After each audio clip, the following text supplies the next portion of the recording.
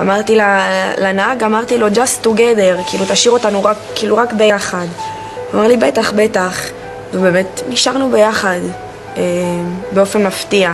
לא, הייתה לי איזו תמונה בראש כאילו שאני יושבת בתוך כלא, קשורה, גל וטל יחיו בעזה, כאילו זהו, הלכו החיים, כאילו, זהו, עברנו לגור פה. או היינו מתהלכות לפעמים, והיינו מבקשות ללכת לחילוץ עצמות, להניע את הגוף. הם היו אומרים לי, אם את הולכת לסלון, תגידי לי שאת הולכת.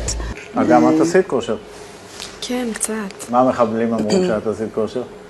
אמרו לי בראבו, שזה חשוב מאוד שאני עושה את זה. את ואני עשינו, ואז אני ניצחתי אותה. ובגלל שהגם כל הזמן עושה כושר, אמרו, רגע, אם חי ניצחה אותה, אז בוא נעשה איתה. ואז אחד מהם, הצעיר, עשה איתי הורדת ידיים, אבל הוא הביא מגבת, כדי לא... כי אסור לו לגעת בי. אישה היא מאוד...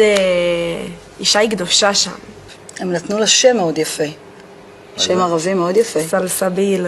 זה מים, זה כתוב להם בקוראן, מים מתוקים כזה. מתוקים. עכשיו אמרתי לו שזה קטע, כי השם שלי בישראל זה אגם.